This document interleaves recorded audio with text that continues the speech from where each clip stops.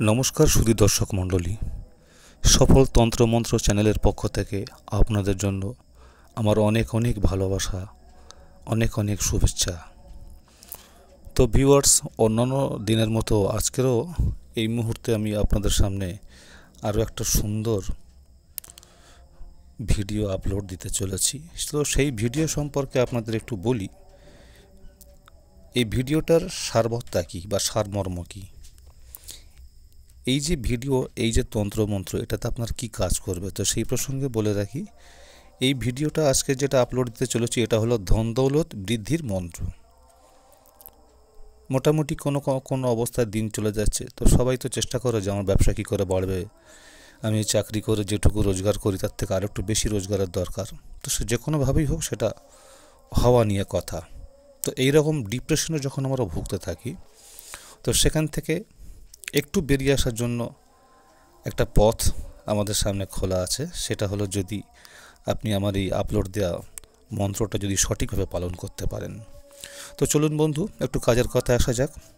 প্রথমেই আপনাদের জানিয়ে রেখে দিই, আপনারা যদি আমার এই চ্যানেলে নতুন হয়ে থেকে থাকেন তাহলে অবশ্যই আমার এই ভিডিওটা বা আমার এই চ্যানেলটা আপনারা সাবস্ক্রাইব করবেন, সাথে সাথে পাশে থাকা বেল আইকনটা প্রেস করবেন এবং অলে প্রেস করবেন। তাহলে আমি যখন যে সমস্ত ভিডিও আপলোড দেবো সরাসরি সেটা আপনাদের কাছে সঙ্গে সঙ্গে পৌঁছে যাবে। তো এইবারে সাথে সাথে আর একটা কথা বলে রাখি ভিউয়ার্স, যে এই যে ভিডিওটা আপলোড দেওয়ার জন্য আমি কিন্তু আপনাদের থেকে কোনো পয়সা তো পাই না, কোনো পারিশ্রমিকও নেই আমার। তো কোনো একটা উদ্দেশ্য নিয়ে আমি এসেছি। তো ব্যাপারটা হলো, যদি আপনারা আমার এই ভিডিওটা খুব ভালো লেগে থাকে বা আমার এই ভিডিও যে সারবত্তা সে সম্পর্কে শোনার পরে যদি আপনাদের মনে হয় সত্যি চ্যানেলটা খুব ভালো ভালো আপলোড দেয়, খুব কার্যকরী ভিডিও দেয়, তাহলে অবশ্যই বন্ধু আপনারা বেশি বেশি করে লাইক ও শেয়ার করবেন। আপনাদের এই লাইক ও শেয়ার আগামী দিনে আমার আরও সুন্দর সুন্দর অ্যাট্রাকটিভ এবং মোস্ট ইউজফুল ভিডিও আপলোড দেওয়ার একটা ইচ্ছা এবং শক্তি যোগাবে।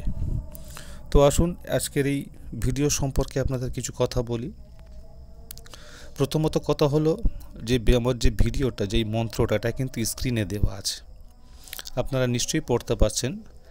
আমি যে কোনো ভিডিও আপলোড দিই স্ক্রিনে তো মন্ত্রটা তো দেয়া থাকলেও তবু আমি নিজে একটু পড়ে ভালো করে শোনাই। তো তার আগে আপনাদেরকে এটা বলে রাখবো যে বন্ধুরা, আপনারা কিন্তু আমার ভিডিওটা দয়া করে স্কিপ করবেন না বা কাটবেন না, কেটে যাবেন না। তাহলে যে শুধু মন্ত্রটা যে পড়বেন বা মুখস্থ করবেন এতে কিন্তু কোনো কাজ হবে না। প্রত্যেকটা মন্ত্রের ভিন্ন মন্ত্রের ভিন্ন ধরনের প্রয়োগ বিধি আছে, নিয়ম কানুন আছে। সে সম্পর্কে যদি আপনারা সঠিকভাবে না শোনেন তাহলে সঠিকভাবে ব্যবহারও করতে পারবেন না।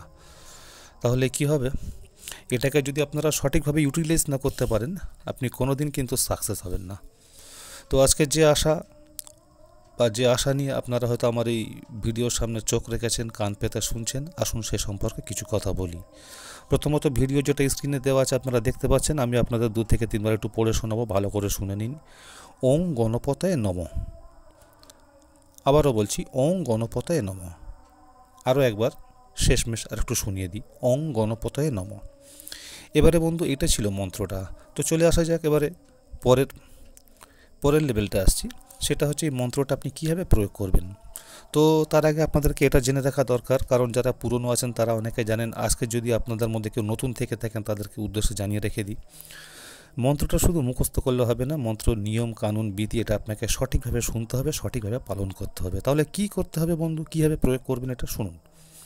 সেটা হলো, এই মন্ত্রটা প্রয়োগ করতে গেলে প্রথমে আপনাকে যে জিনিসটা জোগাড় করতে হবে সেটা হচ্ছে কোনো কুমোর, যারা মাটির জিনিসপত্র তৈরি করে, সেই কুমোরের বাড়ি গিয়ে তার যে চাকা আছে, যে চাকার উপরে মাটি দিয়ে সে ঘুরিয়ে ঘুরিয়ে মাটির জিনিসপত্র তৈরি করে, সেই চাকা থেকে একটু লুকিয়ে একটু মাটি আপনাকে সংগ্রহ করতেই হবে এবং সেটা কাউকে না জানিয়ে।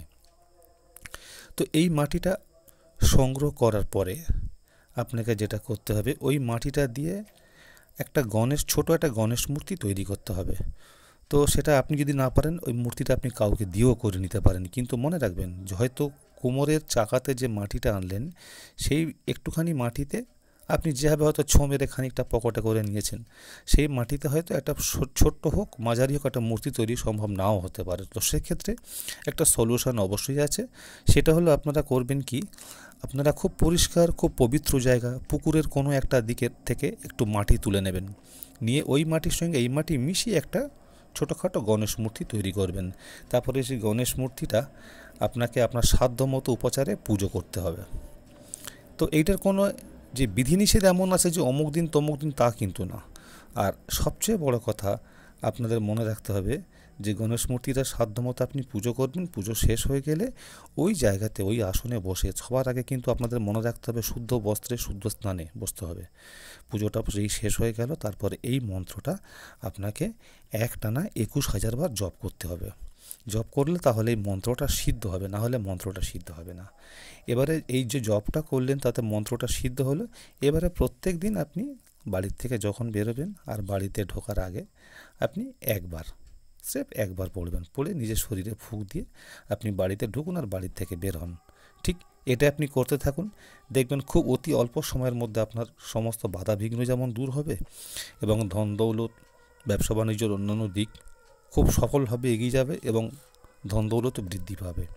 তো বন্ধু, এটাই ছিল আমার এই মুহূর্তের আপাতত শেষ ভিডিও।